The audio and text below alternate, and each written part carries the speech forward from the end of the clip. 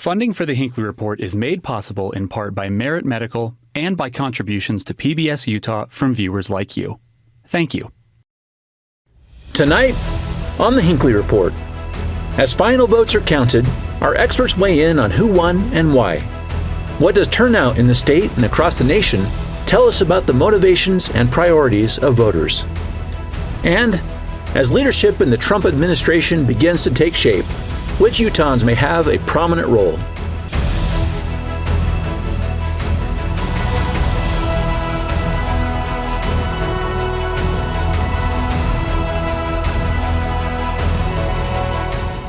Good evening and welcome to the Hinckley Report. I'm Jason Perry, director of the Hinckley Institute of Politics.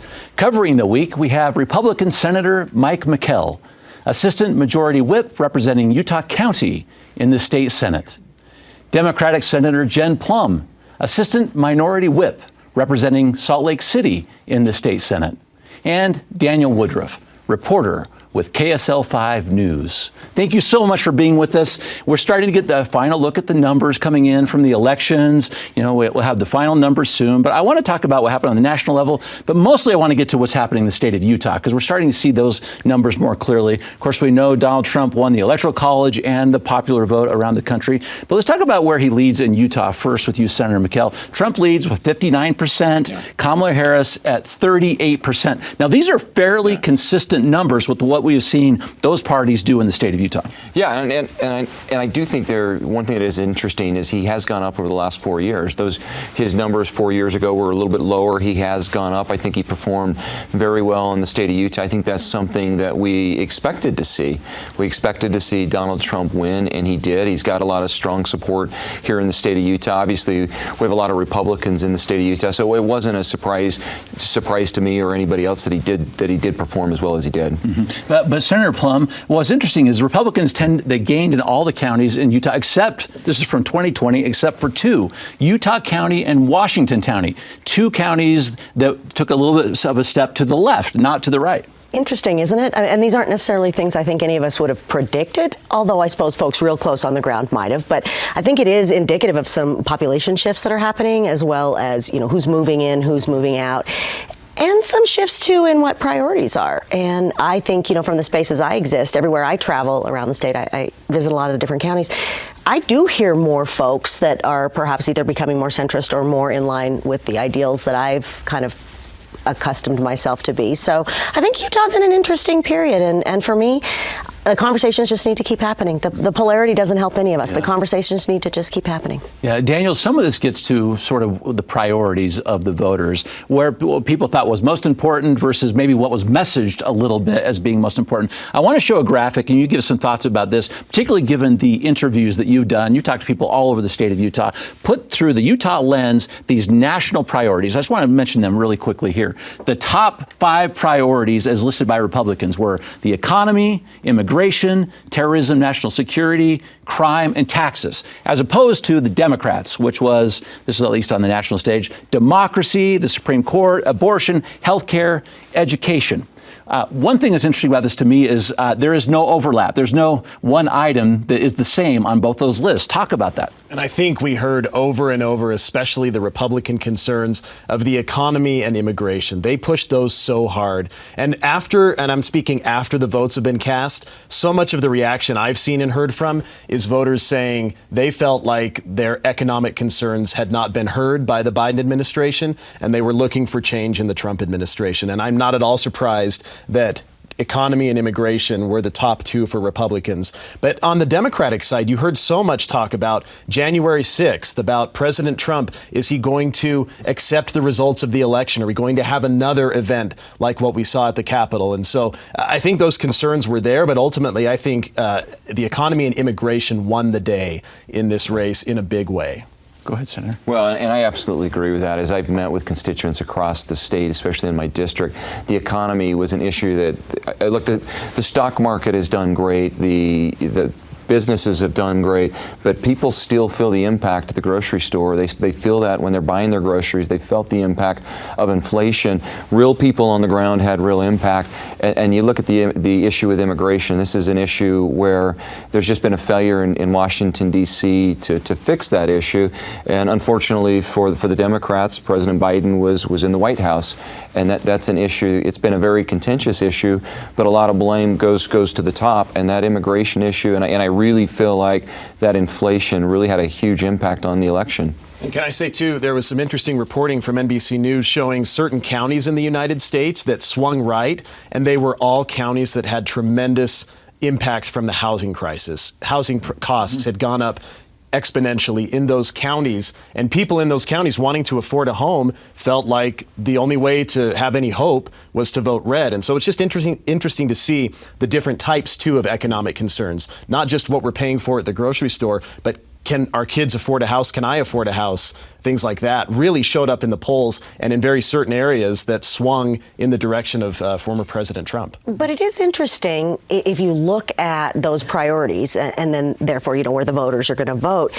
To me, I have difficulty with the spin that was put on a lot of these issues. I mean, yeah, you're right. The stock market has been doing better. The bond market, not so much. So there isn't just this, yay, let's go. We got a new president. Everything's going to be fabulous. I really struggled with, for example, the talk about the cost of eggs. Okay, so yes, the cost of eggs is up, but there's also been an avian flu outbreak. So there's this challenge for me of what propaganda type pieces are being put out there to terrify voters. And I do feel like during this last election cycle, and I'm not going to necessarily say it was just one party over another, because we get fear in people and then people gravitate towards that and that becomes their biggest issue. But how much of that is the true reality of what is going to happen with any given leader or any given party? And that's something that really bothers me in politics, because I think that we don't give the voters credit for their ability to reason things out, and instead we just give them terror pieces sometimes. And that's something I think I'd like to see change. Mm-hmm. So, Senator, to this issue that Senator Plouffe brought up about like the cost of eggs, for example, because that was one of the interesting points within these priorities is the economy has not been terrible. People are making more, on average, more money than they were making a few years ago, but it's that other side, that inflation. For sure. Say, I may make more money, but it's costing more money. Tell me how that played when maybe people would put that above other priorities. Let me give you an example. I had a constituent reach out to me in my office recently. Somebody had moved to Utah from Oregon, somebody who was a Democrat, and it was interesting. We started talking about the election, and she told me that she voted for every Democrat down ticket, including my own race. And I felt a little bad. She didn't know me, but she voted for every Democrat down ticket, somebody in South Utah County, except she voted for Donald Trump. And I thought it was interesting, and I asked her, I said, well, why did you vote for Donald Trump, but you voted for all the Democrats down ticket? And she said, I felt like he's fighting for the ordinary person. And you saw this week, AOC in Congress, she made some statements that were similar to that. She questioned why there was this switch on the top of the ticket with President Trump, and his message just resonated to ordinary people just differently than the message that Kamala Harris had. Mm-hmm. I kind of have to agree with you on that. I feel like the average everyday person did not feel heard by, at least from many of the folks that I've talked to, by the Democratic Party or by the Democratic ticket. And that's something that's really challenging for those of us who are within the party and feel like we really do want folks to feel heard and do want their biggest concerns to be represented by what the policy we're champion is or the politics that we kind of herald is. So that's some work we've got to do within our party. And you've got the postmortem going on right now, and Bernie Sanders saying the Democratic Party had lost its way and needs to recalibrate its message to try to recapture some of those working class voters again. What are you hearing from those Democrats? Because Bernie has been very vocal about it. Other Democrats are starting to be that way. I think there's still a decent amount of shock, and there's also a decent amount of fear. I think seeing that very top priority was concerns about maintenance of democracy, and I even think back to what we learned as in elementary school. A nation divided cannot stand, and there's a lot of us that I think within my party and within my district that are really worried about that potential. But I am starting to I think see some of the light bulbs go off about maybe that didn't land so well, or maybe that wasn't the biggest overarching picture for everyone. My biggest issue may not have been everyone's biggest issue. So I think we still got some time to go. I think the wounds are still pretty fresh. So it's going to take some time. I don't know if you're hearing anything more specific. Not beyond that, yeah. Well, watch that closely. I want to get into a couple of things that are sort of the ramifications of a Trump win. Is he gets to make a lot of appointments. He gets to set his cabinet. The people are going to run these agencies, and it's been an interesting week. I want to talk about some Utahns first because we had some, Senator McKell, who are also on that list. So first, let's talk. Mike Lee was stated as somewhat potentially up for AG. Maybe give us that dynamic because someone else was put, but are we done? Well, I don't think Mike Lee's out of the game. The insiders I talked to in D.C., most of them don't think that Matt Gaetz has a legitimate shot of being confirmed by the Senate, and in that scenario, Mike Lee would have a shot. I would say it's too early. It's too early to know whether or not Mike Lee would be appointed as Attorney General, but I do think it's a long shot for Matt Gaetz to be actually confirmed by the U.S. Senate, and I think that is pretty common knowledge in D.C. So it'll be interesting to watch. I think you've got some other names. I don't want to start a rumor if Mike Schultz is watching. The Speaker of the House. Speaker of the House is close to the Trump administration. I don't think Mike Schultz, in my conversations with him, wants to be part of the Trump administration. I think he loves serving in the legislature. I think he does a great job, but he's somebody that certainly could get a nod from the administration. And obviously you've got Chris Stewart, who's done a great job, who's got a skill set that's entirely unique with national defense and security. I would want Chris Stewart on my short list, certainly. Yeah, so Daniel, it's interesting. We do have several Utahns that are on these lists, which we have historical, experience with prominent Utahns being on the list on both sides of the aisle. You do, and we've had some go on to serve in presidential cabinets, Mike Leavitt being one. He was in George W. Bush's cabinet. But I have to agree with Senator McKell in that there's still a lot of time ahead. These nominees are coming out pretty fast and furious, and there's a lot of reaction in the very beginning about them. But as things shake out, particularly I think with Matt Gaetz, it'll be interesting to see what happens. For the record, Senator Mike Lee has said he's happy with the job he has. He put out that statement this week and said he likes to be in the Senate and wants to be there to forward the agenda of the Trump administration when it comes into office. I hope, if it's okay to say, that there becomes a little more seriousness about some of these nominees. I mean, I think the world I live in science and in medicine and in the political world as well, you hope for someone to have skills, for someone to have experience, for someone to have what it takes, right? The right stuff for it. And so I do feel there are some decent concerns about nominees that have come out that are not qualified for the positions they've been nominated for. I don't understand why Tulsi Gabbard was. I think from my perspective, I really do hope there's more seriousness because these are big deal jobs. Senator McKell, so it's interesting because the Republicans have the House, they have the Senate, but on these Senate confirmations, it's a majority, but not one that you can necessarily just take for granted. It's tight. I mean, I think the majority. I think when the dust settles, I think the Republicans are going to have 53 in the Senate. There are already a number of Republicans that are signaling some of those concerns, and this is where I agree with Senator Plum. I think there is a level of seriousness we need with some of these nominees, and I think that's where there's going to be a struggle with a Matt Gaetz. I mean, he's an individual who's never actually practiced law. He's never had a judgeship. He's never been in that type of role, and I think that's going to be a concern. And he's also been a thorn in the side of Congress in general. But I do look at some of the names. I'm excited about Marco Rubio. Obviously, Marco Rubio has strong ties to Utah and our Utah delegation, and I thought that was a good pick for Secretary of State, and I'm excited to see what that looks like. But I do think Senator Plum is right. I think there's a level of seriousness that we need to have with some of these appointments, and I think some of the concerns are certainly legitimate. And if I could add, Jason, under this, or over it, I guess, the umbrella of the Senate has the power to confirm these nominees. President Trump has talked about wanting the power to appoint by what's called recess appointment if the Senate were to adjourn, and that's been controversial. And it's interesting to hear different senators react to that. Just last night, we reported Senator-elect John Curtis is against that. He wants the Senate to have the power and the right to confirm or reject the nominees of the president-elect. Maybe you got to break that down just a little more, because it's very interesting. President Trump has a trifecta here, the White House, the Senate, and the House, but still people are talking about recess appointments. I mean, what do you really make of that? Because I know the Senate had an immediate reaction. Well, I mean, he talked about wanting the ability to put people in immediately. President Trump on social media said he felt like last time he was president that the votes took too long.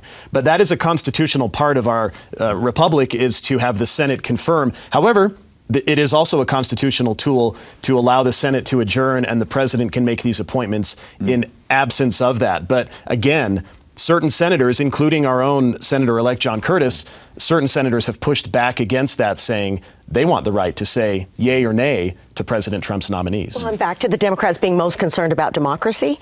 This is an example of that, right? There are checks and balances in place. Even on a much smaller scale here in Utah, I don't think any of us would feel great if something like that happened. Well, not that it necessarily could, but that concept of the checks and balances being taken out is not in support of democracy. And I'm going to just add to that. Congress needs to do its job. One of my frustrations with Democrats in the White House or Republicans in the White House, we've given too much power to the president. Congress needs to do its job, and we had a Supreme Court decision, this Chevron deference, which is going to change things. But I would like for me, in a perfect world, one of the things I'd like to see from this new Republican Congress is I'd like to see Congress be much more assertive. I've got a relationship with the governor here in Utah, but I'll tell you what, we're going to fight for the legislative branch, and what happens in the legislature stays in the legislature, and having that legislative branch as a check,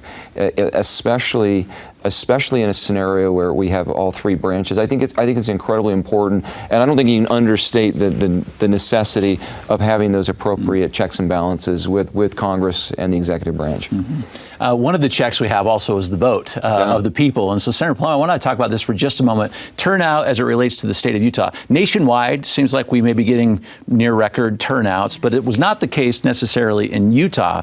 We're currently ranked the 37th state in terms of our turnout. Thoughts about why that might be the case? I think this election in particular, there was a lot of kind of meh on both sides from both parties, right? Nobody felt like this was 100% their candidate, and there were concerns on either side, which led to a lot of folks, even leading up to the last week. I couldn't believe we still had as many undecided voters as we did. They couldn't quite make that step over this is the box I'm going to check. I also think, some of it is fundamental lack of faith in, does my vote mean anything? Which our vote's our voice. I think that we really should exercise it. There's so many countries and places around the world that would give anything to have the amount of say that we have in our government. But I think there's a general kind of just not a great feeling from a lot of the constituency, that at least that's what I see reflected. And we got work to do on that. Daniels, you interviewed people throughout the state. One of the things that came up a little bit was this, sort of the trust in elections. A lot of people in Utah really love the mail-in ballots, which makes it so easy. But your conversations with people about that, how that was connected, very easy yet lower turnout. Yeah, I mean, it's interesting to me. I think when I talked to the Lieutenant Governor's office, they said ballot initiatives and candidates obviously drive turnout. And in Utah, we didn't really have any local races that were in question. And even in the presidential race, we knew Donald Trump was going to win. The question was by how much, speaking of the electoral votes that Utah has. I think, Jason, when in 2020, what was it, 90% voter turnout? And here we're at about, 80%? I have to wonder what effect the pandemic had on that. Everyone was sitting at home. We voted by mail. It's sitting on your counter. We're going to do something. We're going to binge watch Netflix and we're going to vote, right? And I think it is different. It was a different dynamic this time, that we're back to normal.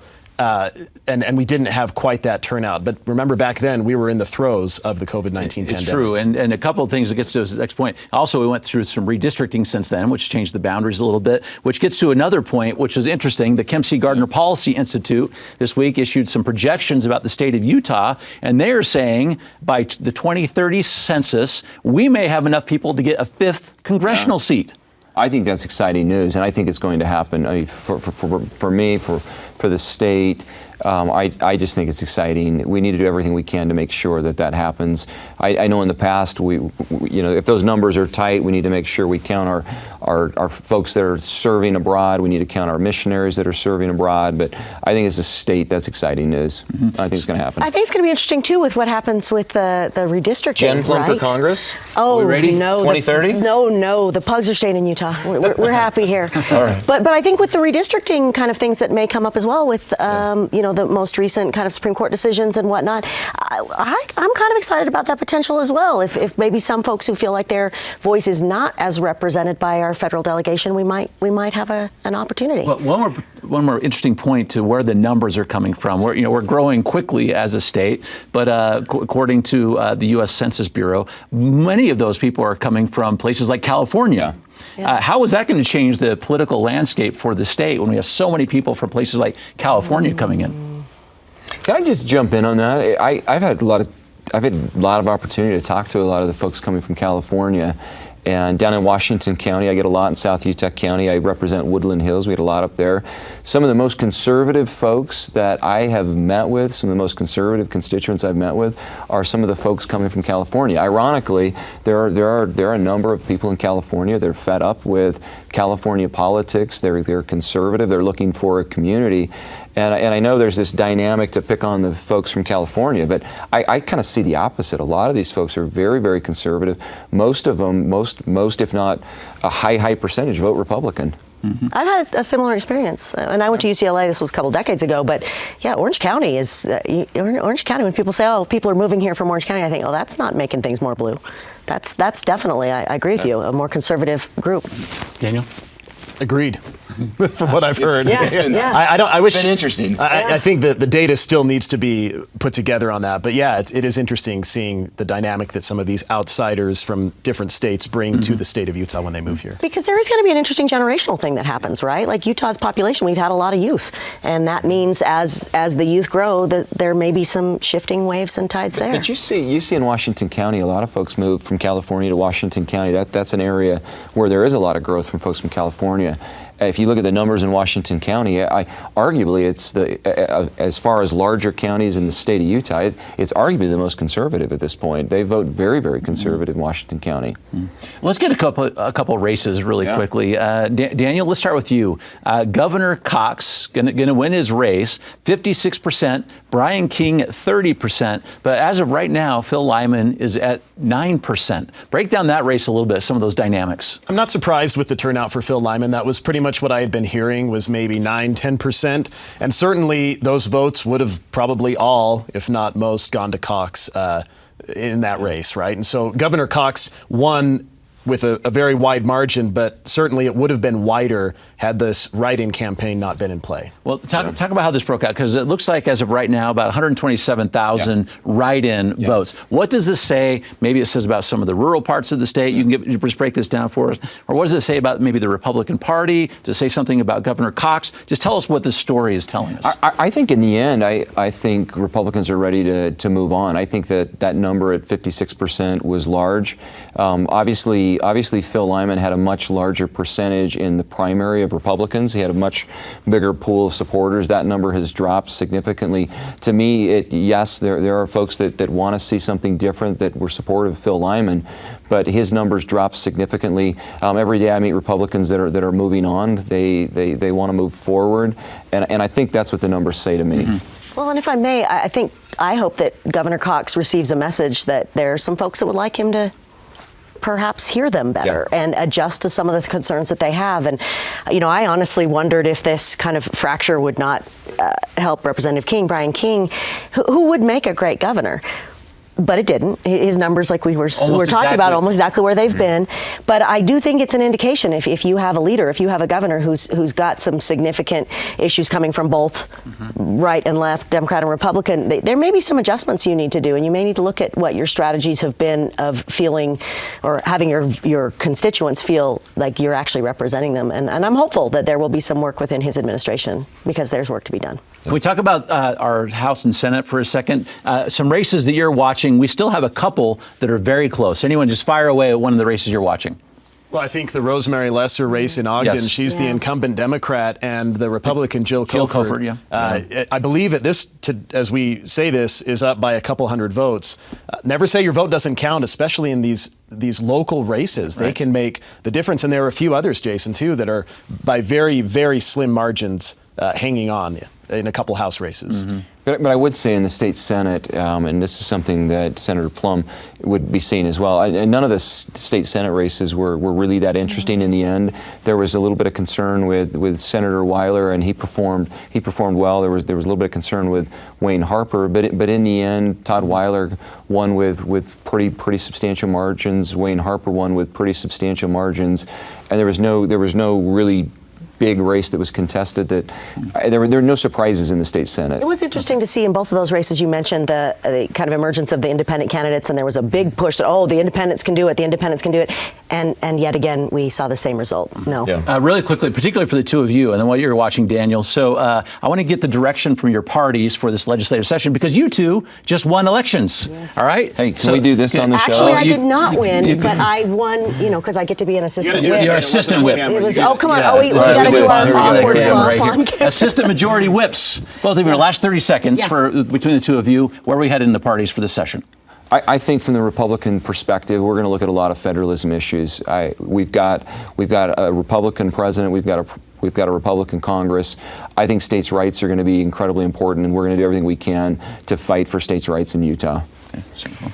And I feel really committed, and I think within our caucus as well, that individual liberties and individual freedoms and the right for each of us to exist in whatever essence that is us is really going to need protection. I'm very worried about immigrants and our asylum seekers that are here. I think we need to protect our people. All right, that's going to have to be the last word. Thank you so much for your insights this evening, and thank you for watching the Hinckley Report.